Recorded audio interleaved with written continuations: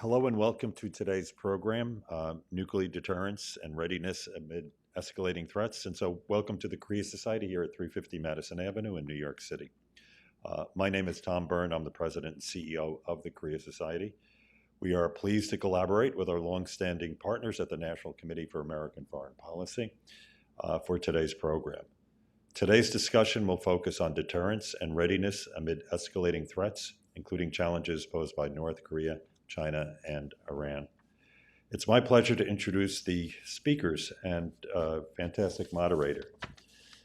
Major General James R. Armagost is commander of the 8th Air Force and commander of the Joint Global Strike Operations Center in Barksdale Air Force Base, Louisiana.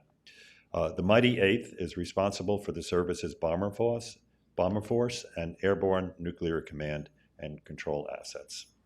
The Joint Global Strike Operations Center serves as a central command and central node for all operations within Air Force Global Strike Command. Thank you for joining us, General Armagost. The moderator for today's program is our good friend, Ambassador Susan Elliott. Susan is an accomplished diplomat serving with a 27-year spent as a diplomat, her diplomatic career. She currently serves as the president and CEO of the National Committee for American Foreign Policy. Thanks for your partnership, Susan. We are welcoming your questions live, and we will provide an opportunity for in-person attendees to ask questions directly, so you get to go first before we get to our online audience. For our virtual audience, please send your questions throughout the program to policy@koreasociety.org. Before we jump into the discussion, please turn your attention to a short video presentation of the Joint Global Strike Operations Center mission. On August 24th, 2018, the Joint Global Strike Operations Center was activated due to a need for a 21st century air operations center, one that was focused on bomber and intercontinental ballistic missile operations, as well as nuclear command, control, and communications oversight. The mission of the JGSOC is to conduct strategic deterrence operations, and on order, neutralize the enemy through global strike to protect the United States of America. Collectively, we are the warfighting air component to the United States Strategic Command and the operational arm of U.S. Bomber Forces and NC-3 assets. Moreover, we are charged with monitoring the nation's ICBM force. Within the JGSOC, there are 3 subordinate centers: the 608th Air Operations Center, the Joint Nuclear Operations Center, and the Standoff Munitions Application Center. The Joint Nuclear Operations Center was activated on October 15, 2018. The JNOC coordinates strategic bomber command and control, intercontinental ballistic missile alert generations, and performs Air Force level nuclear command, control, and communications reporting. Within the center, there are 7 different divisions with a wide range of mission sets focused around bomber operations, ICBM operations, and nuclear command, control, and communication. Collectively, the JNOC functions as the center of excellence in generating and sustaining the United States' most lethal force and underpins our national security. The 608th Air Operations Center provides battle space management and situational awareness for long-range strike bombers. As a functional AOC, its mission touches every geographic theater across the globe. The 608th is made up of more than 175 active duty, civilian, and contractor positions spanning 6 unique divisions: combat planning, combat operations, air mobility, strategy, intelligence, surveillance and reconnaissance, and air communications. These divisions directly support Bomb Wings, the Joint Global Strike Operations Center, and Air Force Global Strike Command through ally and partner nation flight operations, Bomber Task Force missions, and rapid mobility deployments. The Standoff Munitions Application Center, also known as SMAC, is responsible for planning and integrating cruise missiles and joint fires into operational war plans, deliberate planning efforts, and contingency operations. SMAC provides on-call support to combatant commanders by synchronizing kinetic and non-kinetic effects designed to defeat today's robust threat systems. Our mission is to support the warfighter 24/7, 365 days a year from anywhere in the world. Our mandate is to develop an unmatched team of planners and integrators capable of wielding our nation's long-range weapons. Our center is always globally postured, trained, ready, and fully capable of enabling full-spectrum dominance for the Department of Defense. All right. Thank you. Well, thanks. Well, thanks, and thank you, first of all, General Armagost, for being here. And I think the film, the video that we just saw, is a good overview, because having served in my last assignment as a U.S. diplomat at the U.S. European Command, it can be daunting, all the acronyms and all the different, different kind of branches of service and what they do. So we're going to have you kind of decipher and help us to go over some of the things that you do to help keep our nation, safe. So it's really an honor for me to be here with you. And maybe we could just start out with you telling us a little bit about, what you do and what your command does, because it's quite complicated to coordinate all over the world. I mean, we do focus a lot here because we're at the Korea Society on the Korean Peninsula, which I hope we can talk about during our discussion, but especially because you've only just been formed in 2018. So there must have been a need for coordination. Maybe you could just talk a little bit about your command, what you do, and then we can get into more specific questions. Yeah, absolutely. So it's funny, when I watch this, I end up hearing it differently than if I'm just watching it in my office, because I see your faces as you're seeing it. And there are little pieces and parts, you're right, that there's a lot of lingo and acronyms and things that translate to what I understand, but not necessarily to the general public. So we'll get into that, I'm sure. But first and foremost, I want to say, so when you've served in the Air Force for almost 33 years, your formulaic or your forming experiences are very important for how you eventually approach the larger problems that you're put in charge of.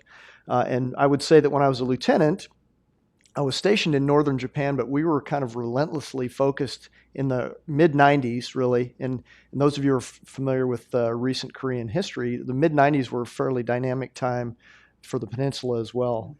Kim Jong-il was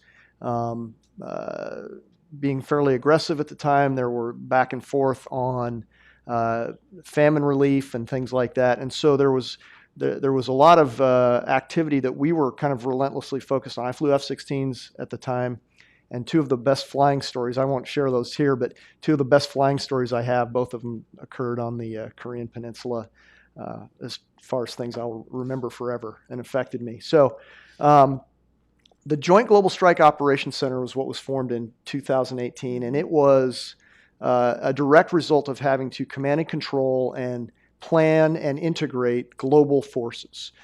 However, the other patch I wear is the 8th Air Force patch. So I have really kind of two jobs, and that 8th Air Force patch organizes, trains, equips, develops, and provides ready forces to the globe, essentially, all the combatant commanders around the world. And so it's a very high demand, high impact operation. One of the things of note, if you saw the Joint Global Strike Operations Center patch, it had a sword going through it. But at the bottom of that patch, and this actually translates to administration changes right now, it says peace through strength. And that was a Strategic Air Command mantra or creed for many decades. And so we grabbed that again, that peace through strength mantra, to have that be our focus and the direction we went when it comes to commanding and controlling those globally capable forces. And oddly enough, that's, President Trump just recently has, anytime he's talking about national security, and the Secretary of Defense says the same thing, peace through strength, you'll hear those words come out. Now, so I'll take it from current times all the way back through the history of bomber forces here. And what has remained the same over those administration changes, and what has politically divorced. We're talking about military capabilities. So bomber forces and globally capable command and control always has to have the traits of range, payload, and access. So you have to be capable and credible to fly around the world to be able to conduct operations. And so that's kind of generally speaking how we approach the business at hand that we have. So. Well, and strength is something that I think leads into deterrence, because I Yes. think we want to be strong, because if we're strong, that deters, conflict, or perhaps deters enemy forces. And I'm just wondering, how your command looks at deterrence. I mean, are there certain areas of the world that you focus on that we want to deter more than others? Or is it just you don't worry about deterrence, you just worry about maintaining a strong and, agile force? So we absolutely worry about deterrence day to day. I get a briefing when I'm back at our headquarters. I get a briefing, and the briefings are conducted whether I'm there or not for the subordinate leadership who remains. It has to do with readiness of capabilities, readiness of people, readiness of platforms, and then the part of the equation that doesn't play into that is the planning and efforts that go on external to us, which would be at the combatant command level, as far as their readiness to do various things. And so I will tell you, I'll use 2024 as an example. We do also what are called bomber task forces, where we move forces around throughout the world to combatant command, not their headquarters, but for their use in their theaters. And so about 60% of 2024, a little more, we had bombers outside of the continental United States operating on behalf of those combatant commanders. And so on any given day, we're flying inside of the continental United States as well, but also globally. And so those have really great impacts working with our allies and partners to integrate, to plan together, to uncover things that we thought we understood one way, but we maybe understood differently, and how do we come to resolution on those from a military capability perspective.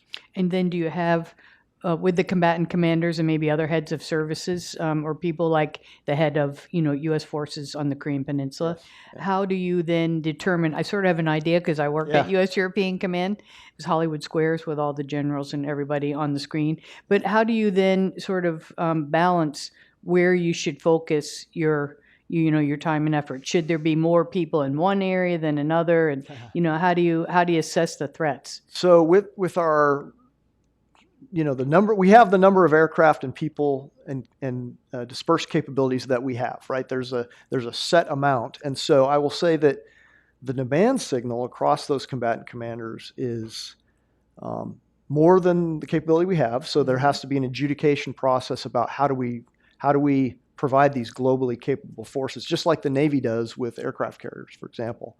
And so that happens at the Joint Staff and the Secretary of Defense level, and they say, well, based on current events, dynamic nature of what's taken place in various places around the world, we might activate and very deliberately move forces to accommodate, for example, strikes in Syria or strikes in Yemen, things like that that also occurred in 2024. And so there's kind of this constant ongoing planning process that results in if we try and cover down on everything, knowing that we can't meet the demand signal necessarily from all of the various combatant commanders all at once. And then sounds like then you're pretty nimble on moving, if you have to move from one, theater to another, and then that's all coordination again at sort of at the Pentagon level, or? For the most part, it happens, that would happen at the Pentagon level. And again, there's a political demand signal as well from hosting countries, but also in Washington, D.C., they want to be able to coordinate and integrate that activity so that it is either stabilizes an environment or provides an on-call requirement for an effect, essentially. Well, you and I, before we got up on the stage, we were talking a little bit about the importance of mill-to-mill cooperation and mill-to-mill cooperation, especially with our partners and allies. And I'm just wondering, especially with other nuclear states, we obviously know there are nuclear states who aren't declared nuclear states, but for example, for our NATO allies and other partners, how do you coordinate with them in terms of whether there's a threat, it might be a threat to us and our allies, and then how do we work together on that? So I approach that as a military commander who has both conventional and nuclear capabilities. To me, it's kind of a readiness question, and it's the ability to generate forces to conduct a mission, obviously in a training environment.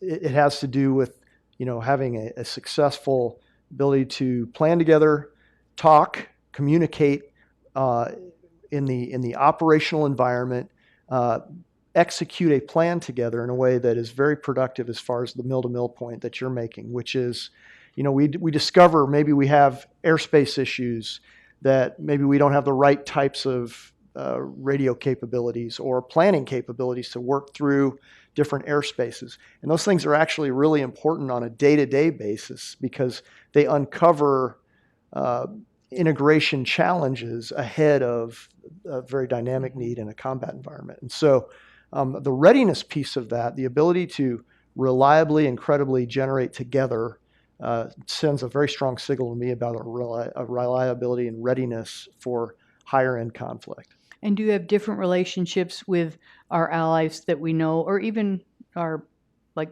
China, maybe not an ally, but we know they're a nuclear power, or Russia? Yeah. Do you have different kinds of relationships with the countries that we know have nuclear weapons as opposed to, say, other countries in Europe who don't, like? Yeah, so I would say our expectation, and I think their expectation of us actually, is very similar, which is we have professional forces. And those professional forces operate in international airspace, operate with allies and partners in ways that show or demonstrate capability to our adversaries. And so, for example, if we're flying in international airspace and we're intercepted, whether it's by the Russians or the Chinese, my expectation as a commander, but certainly if I was on that aircraft, is that that intercept is conducted in a safe and professional manner. And so we see over time, there's behaviors that are professional or not professional. And those get very much attention outside of just the military aspects. And so the ability to interact, whether it is mill to mill or in international airspace on a professional level, is demonstrative, I think, of kind of the environment and how we approach it. Mm-hmm. And what would you say, if we want to focus in a little bit on, since we are at the Korea Society, on the Asia Pacific region and especially Northeast Asia? We know that one of at least the aims of the National Committee on American Foreign Policy is to have discussions about how to deal with North Korea and their nuclear, their development of nuclear weapons. Yeah. And we also know, in a lot of discussions that we have had, that both the Koreans and the Japanese are thinking, well, maybe we should have our own nuclear program because our neighbor, who we don't trust, has nuclear weapons. So how do you interact, especially with two countries, especially who are our close partners in Asia, with Korea and with Japan, on how we coordinate, deterring both North Korea and China, both who have nuclear capabilities? So that's why the bomber leg of the triad, I think, is such an essential component of a nuclear posture for us in particular. And that's been revalidated through nuclear posture reviews of every administration, I think, since nuclear posture reviews were undertaken after the Cold War, for sure. And so that revalidates why the importance of having an ICBM leg, why the importance of having a submarine launch leg, and what the bombers actually do. And the bombers, by interacting with our partners and allies in ways that you can't do that with intercontinental ballistic missiles or submarines, I think is a very effective tool for extended deterrence and assurance of our allies and partners. And I don't want to misquote this, but I think in 2024, maybe in 2023, we did the first joint flyby with or integration between Japanese forces, South Korean forces on the wing of a B-52. And so there's probably an open source, you can find that photo out there. But that is actually a demonstration of shared will and capabilities and the environment in which those kind of national level decisions are made, but showing that, we are allies and partners. We act together and in concert for the defense of those sovereign nations. So even if they don't have nuclear weapons like we do, Right. you work on maybe extend you our have drills deterrence. or have exercises of how you would work together in.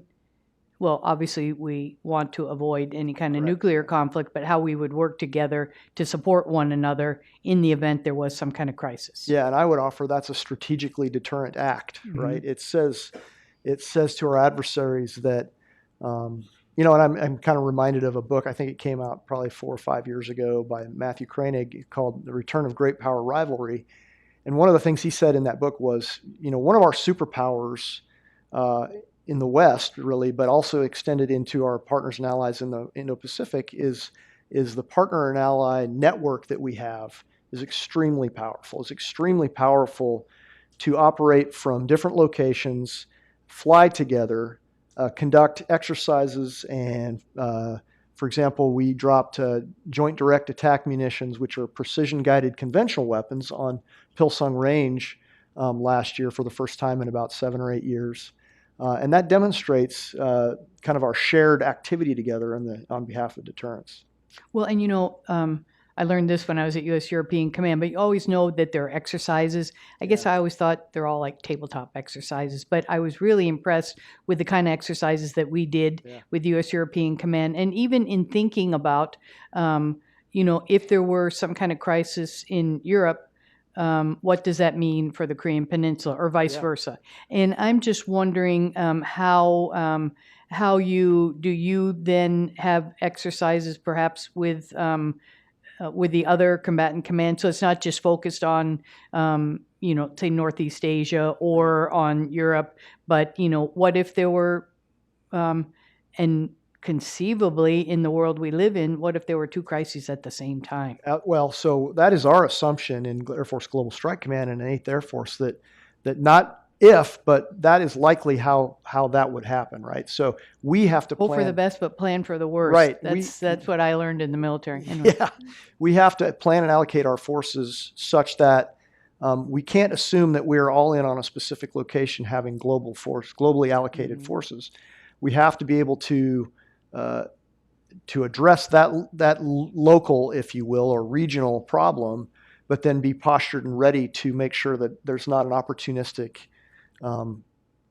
thing that happens outside of the theater. Because you're correct, you're exactly correct, and I think the global nature of the world today implies that there will likely be what we would call out of theater activities that seemingly are disconnected from a military perspective, but are absolutely connected if you can spread forces out when you're arrayed as a network of partners and allies. If you can kind of attempt to disaggregate that, then that is what an adversary might do.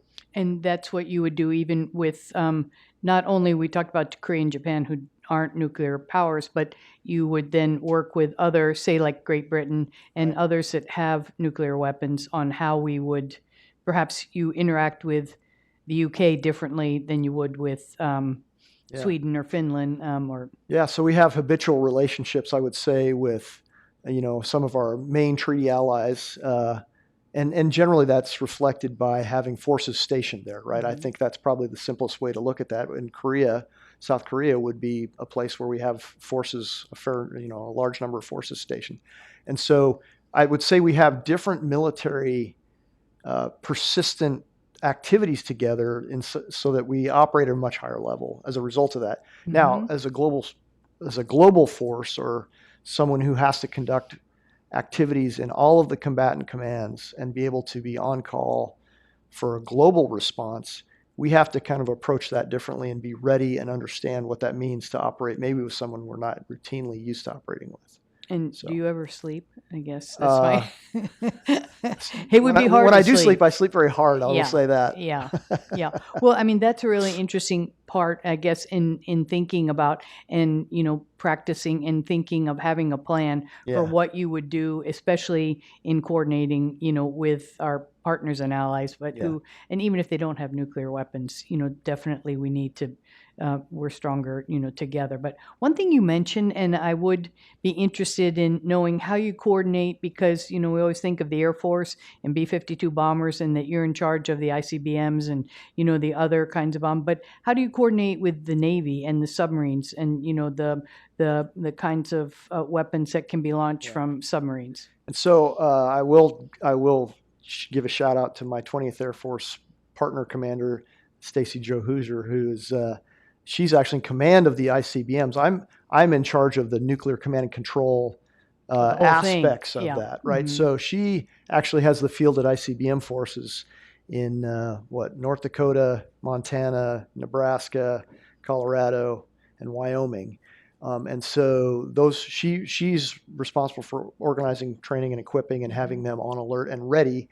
And then the aspects of nuclear command and control inside a global Air Force Global Strike Command, that falls under the Joint Global Strike Operations Center.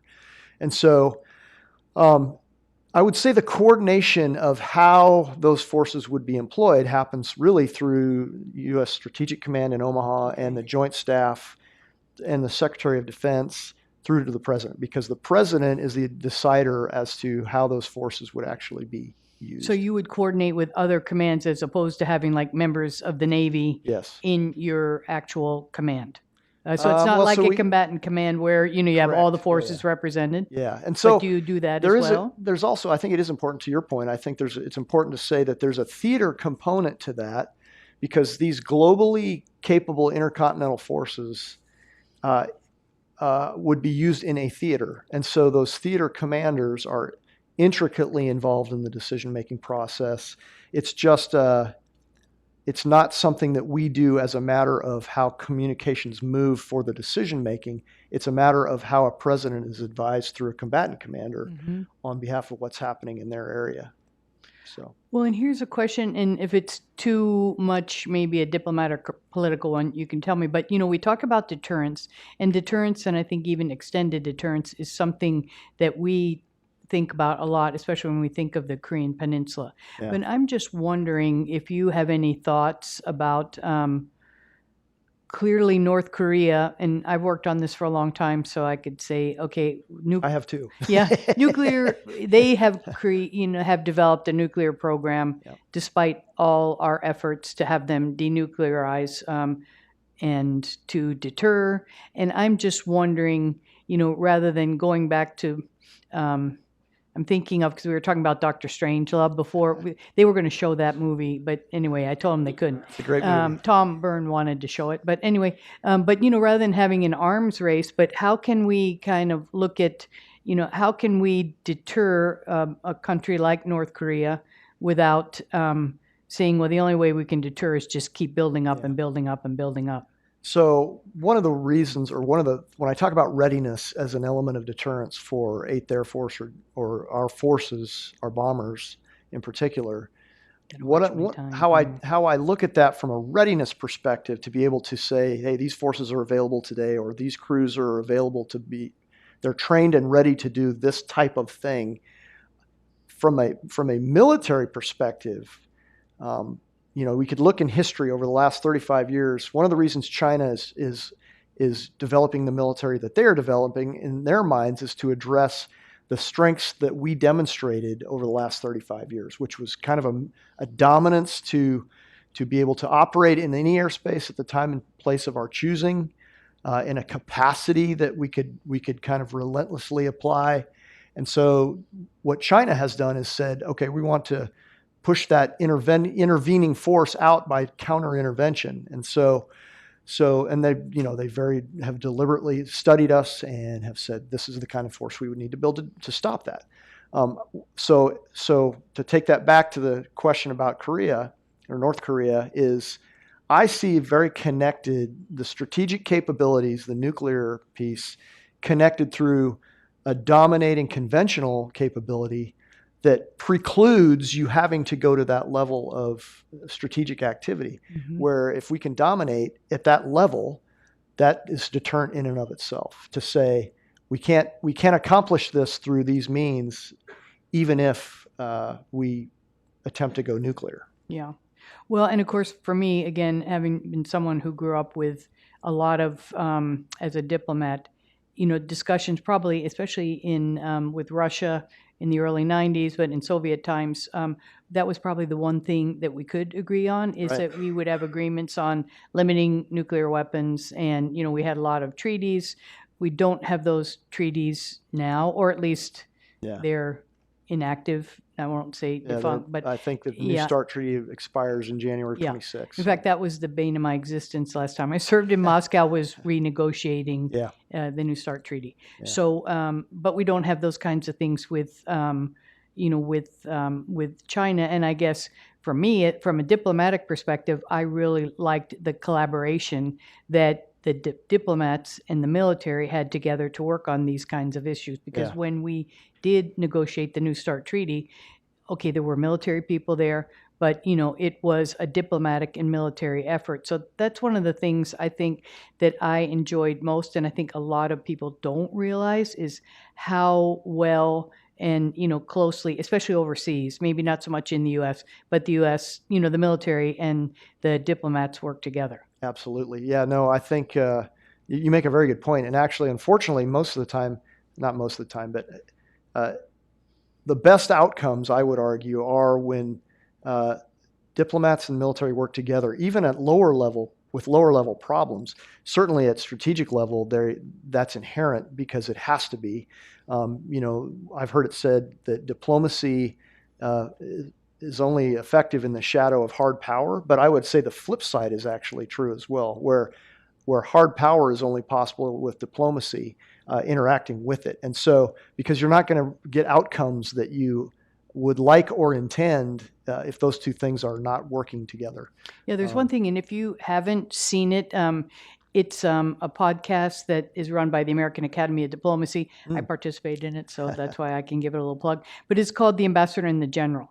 And it's an ambassador and a general from different theaters all over the world taking a real-life situation where the two of them work together and were able to solve a problem that separately they wouldn't have been able to do. And I think a lot of people don't realize, especially even in the European theater, which I'm most familiar with, if because US AFRICOM was also in Stuttgart, if there were to be any kind of a mission that had to go to Africa or anywhere where our airplanes were located, it wasn't just that the commander said, okay, go ahead, Jason, and fly off to wherever. We had to coordinate that with the host countries.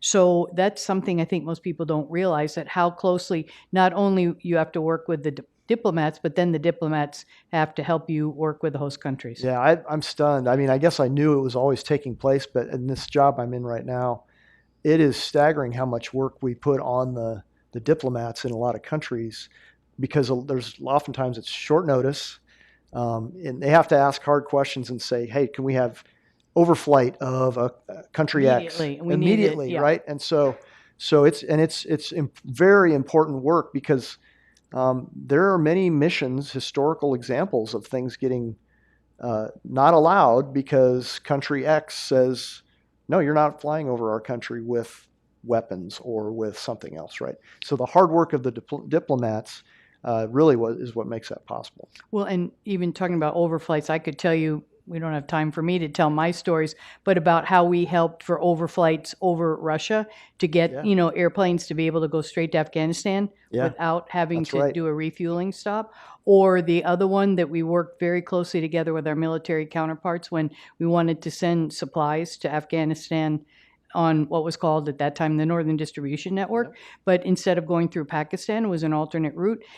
But things came from the U.S. They went to, say, Latvia or Lithuania, and then had to go through Russia, Uzbekistan, Kazakhstan, maybe not really friendly countries. And the teamwork, at least that I experienced with my military counterparts, because it was their mission, but they couldn't have done it without working together with us. And it was really, to me, a good example of how we all, can work together, which I think most people probably in the audience don't realize. Don't realize it. So the embassies are incredibly dynamic and busy places, partly because of what we do to them sometimes. Yeah. Well, and as I told the general, my last assignment as a diplomat was working as the political advisor to the commander at U.S. European Command. I learned so much about the military, the differences between the Air Force and, the Army, and who does what, when, and how. And it was all things that I wish I had known earlier, in my career. I would offer the same back. Yeah. And in fact, we know one of my deputy commander was, worked at the same place after he left UCOM with the general. So we have a lot of friends in common. So with that, maybe how about some questions from the audience? Because I want to make sure that we leave enough time for people to ask questions. And I don't know, there'll probably someone come around with a microphone. Since I see a familiar face, I'll start with Barbara.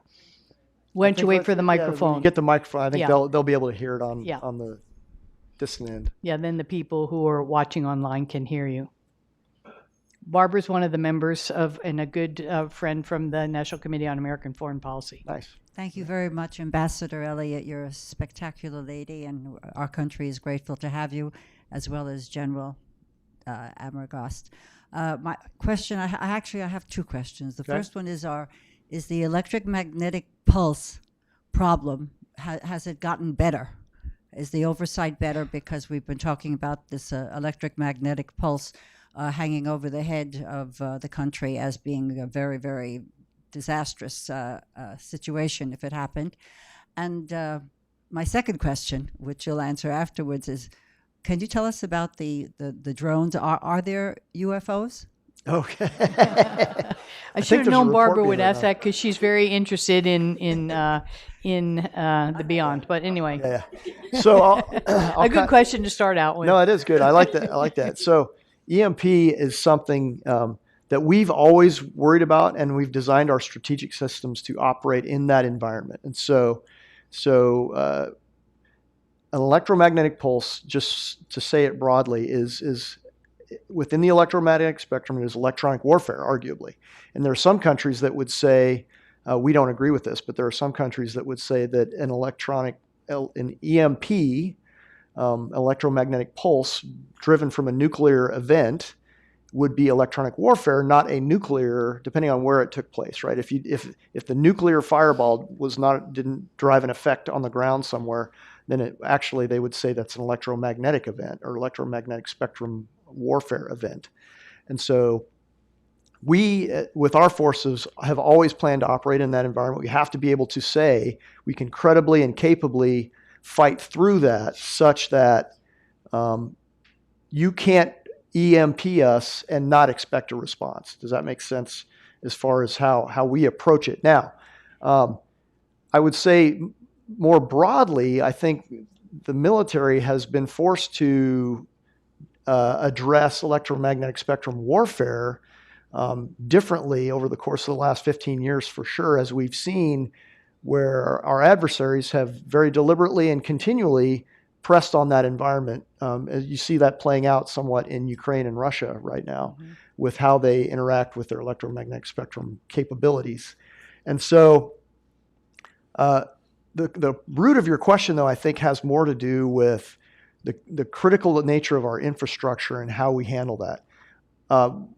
What's different today than the first question, or when I first heard that question asked kind of publicly, probably 15 years ago, where people were starting to get more concerned about it, because I think the question actually arose from North Korea getting a nuclear capability, and there was talk of if you had a small number of nuclear weapons, but you could put an EMP over an advanced country, what would it do? And so I think the good part of the good news is I think we understand better what an EMP actually would do in our modern digital world in ways that are probably. So I think there are various interpretations of that, but yes, there's no doubt it's a real threat, right? And so because you have to ask many questions, it's not a single question that you can answer. I can't give you a single answer to that question because the downstream, my cell phone actually might work through an EMP.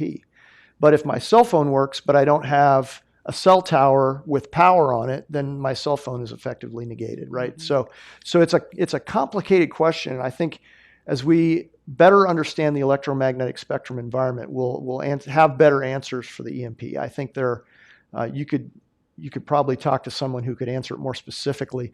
But from our perspective, our forces have to fight through that environment. We have to be able to command and control through that environment. We have to be able to say we can reliably send messages from the president to the fielded forces to conduct an operation or to stop an operation, actually.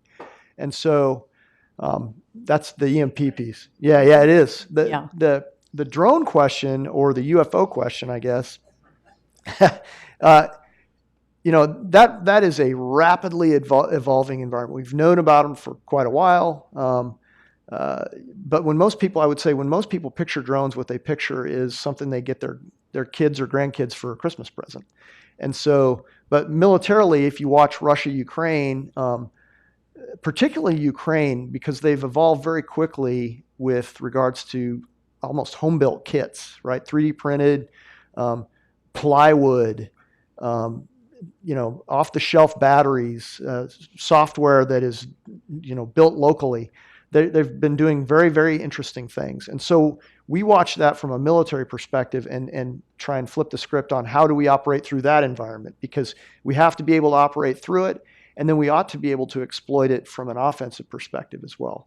And so we That wasn't my question. I asked you, and I don't think asking that in general, but are there UFOs?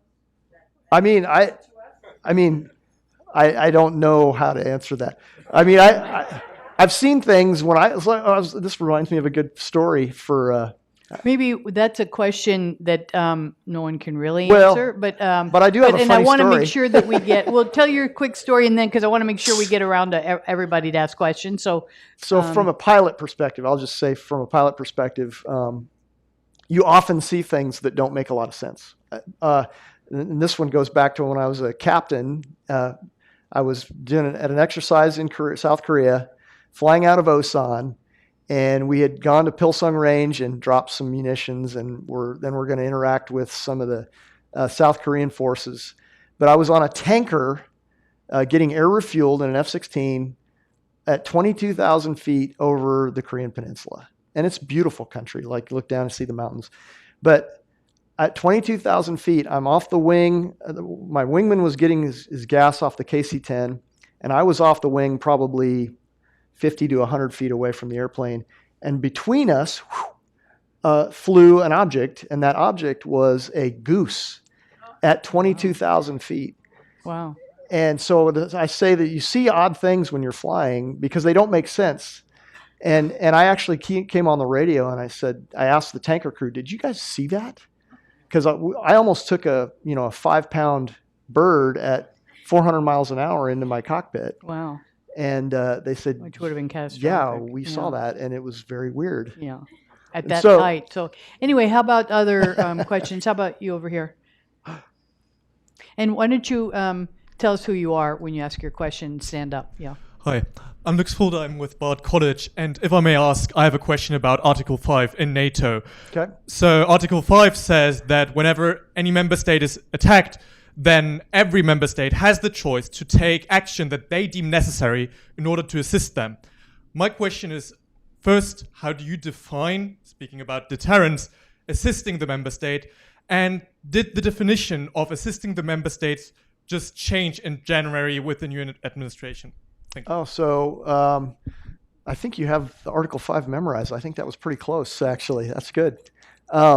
So what I would say is that allies and partners in the NATO alliance exists for the shared defense, right? And so, but the words you used were very particular about how each individual country responds in that Article 5 declaration. Like a good example, I think, is 9/11. There was an Article 5 declaration on that, and The only one that's ever been Right. declared. and so there were, and you actually lived through this, I'm sure, in Tajikistan and other places. But I was in Greece, but anyway, it was bad. yeah, everywhere. and so, Yeah. but I think the key point is NATO was formed as a nuclear alliance, but then the responses of the individual countries are their own on behalf of that alliance. And so Now, from our perspective in Global Strike Command or 8th Air Force with bombers, our force presentation is not to NATO in that case. Our force presentation is to a theater commander or the President of the United States. And really, it's an interaction of those two things. And so I wouldn't want to say we'd be a spectator in that, but we would be a participant through a different vector, if that makes sense. Well, and the one thing I saw when I worked at U.S. European Command, because there was a lot of practicing on what if something happened.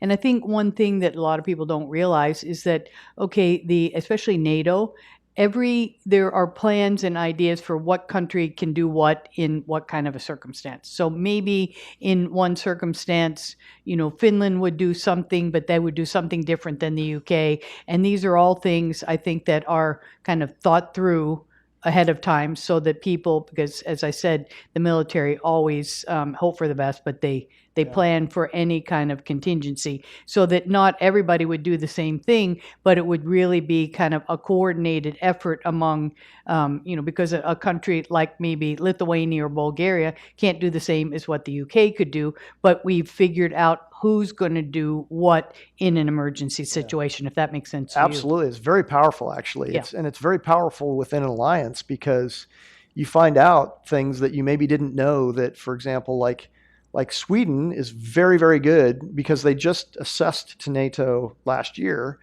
but they're very, very good at what we call agile combat employment, which is being able to very quickly move your forces around and be able to quickly generate them for use.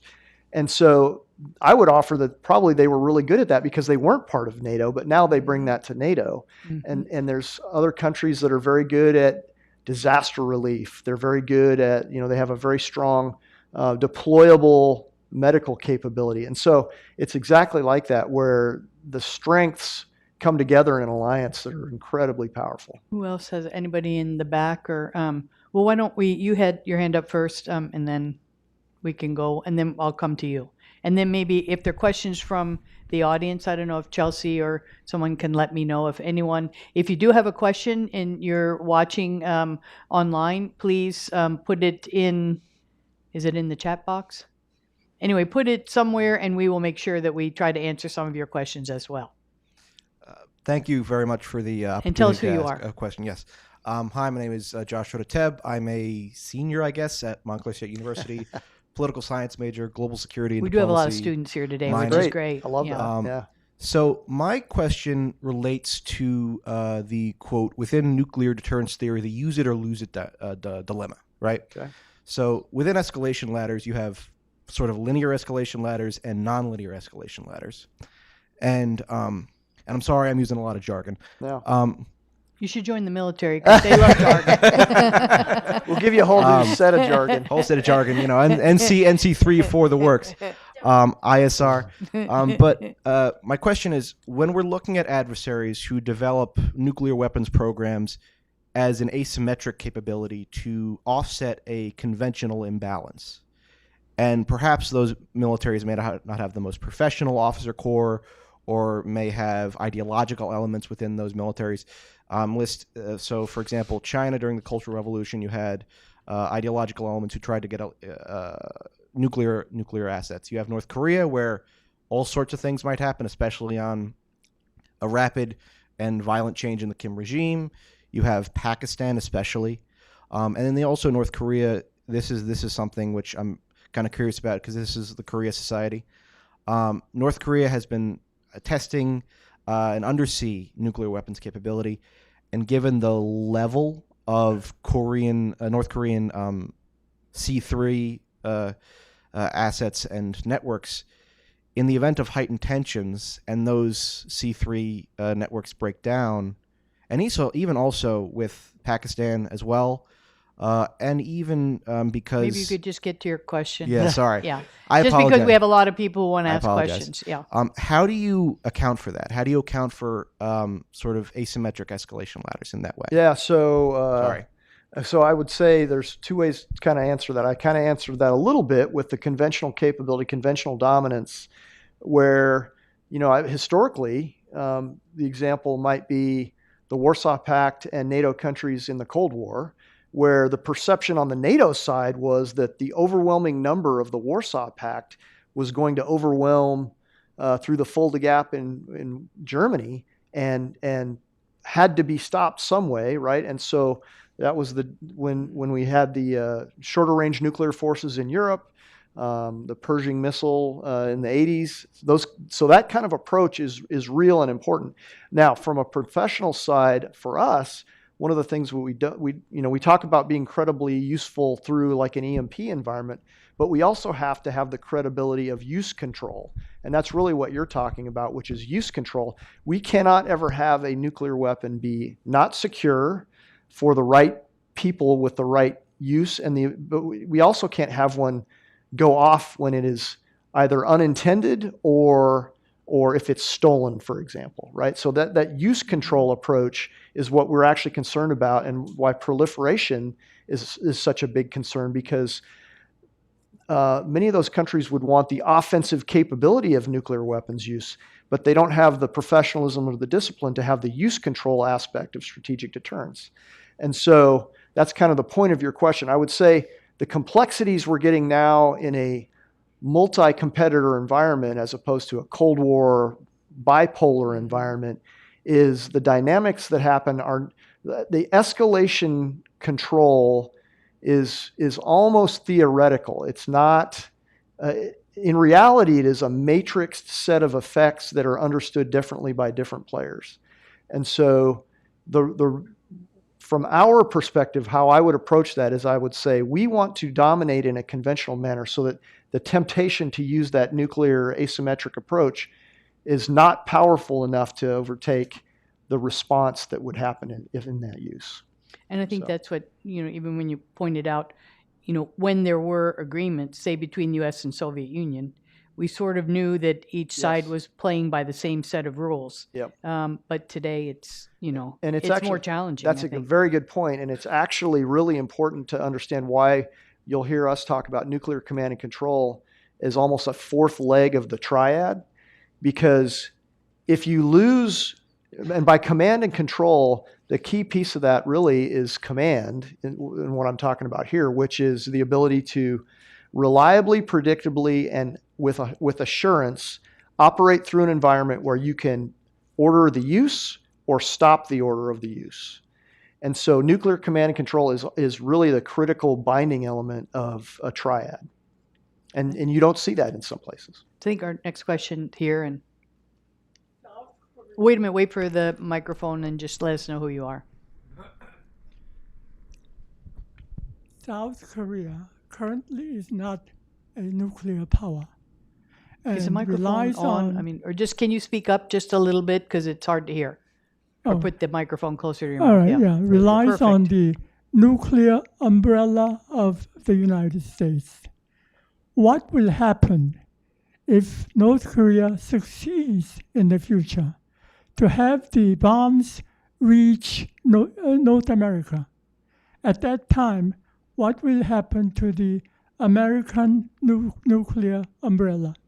Yeah, so I would offer that it's why we have a triad. So intercontinental ballistic missiles for on alert, right? Submarine launched ballistic missiles for an assured second strike capability, and bombers to be a forward and or a visible presence with regards to that what the triad does for a spectrum of capability for strategic deterrence. So North Korea, it is problematic for them to have an intercontinental ballistic missile. But for them to attack that system is inherently, it's with current and imaginable capabilities, it is extremely difficult to attack that system of systems. And so what that system allows us to do is to say that use of an intercontinental ballistic missile would not result in the benefit that you are seeking, because we can respond in a way that is overwhelming in the time and place and manner of our choosing. That's how I would offer.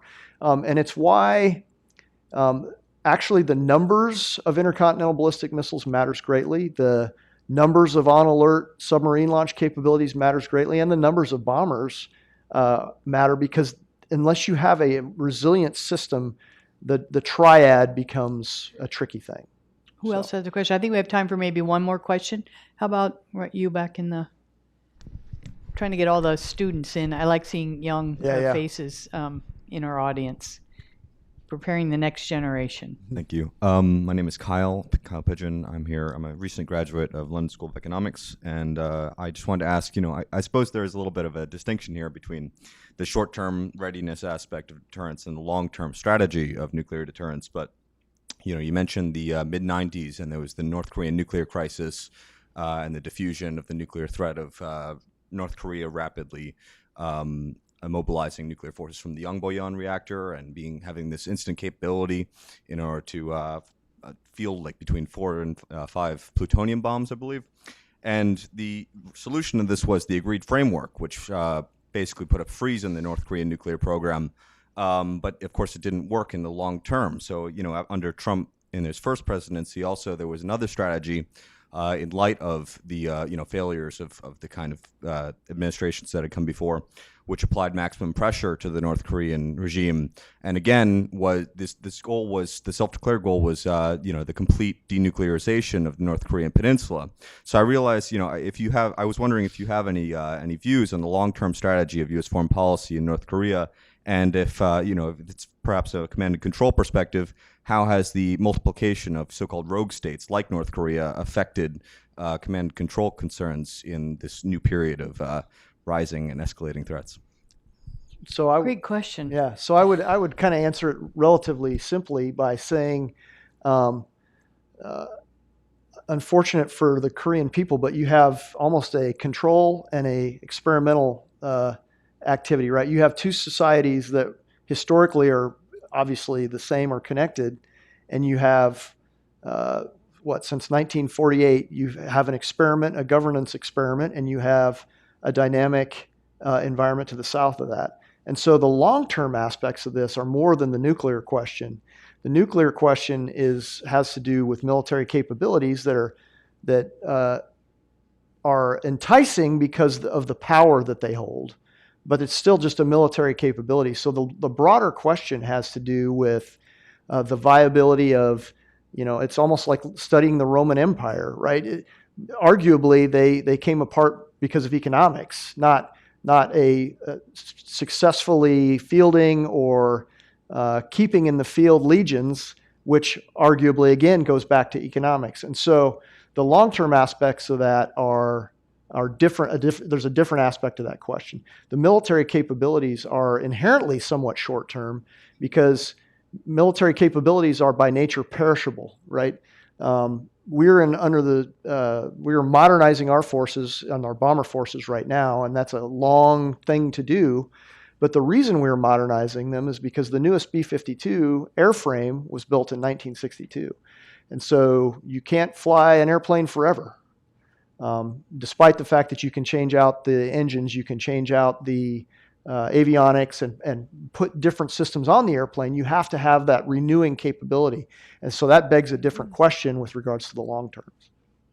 Well, we're just about, I think we're out of time, so I don't think we have any time. Unless anyone has a really short question, I'll let you do it, but no preamble, just give us a question. You had the change of course in leadership in 2013. Tell us who you are, too. My name's Julian. I'm an MSU student as well.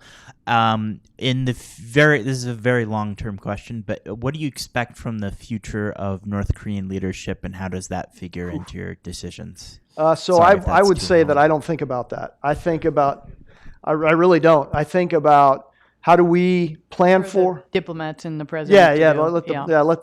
Let them handle that hot potato. But so we look at how we array our forces, how do we plan, how do we integrate with partners and allies to address the specific aggressive nature or the posture that allows for a successful defense. And so that it is kind of a relatively short question to answer, but I don't think about that because I can't have that luxury, because regardless of whatever choices are made, we have to be able to have a military response to that potentially. Well, General Armagost, I want to thank you very much for taking the time to share your points of view. And especially, I know I'm going to sleep better tonight because I know that you have people who are overseeing this very complex and important part, not only of our military, but of our security and for world security. So thank you again. And thanks to all of you for participating today. Thank you.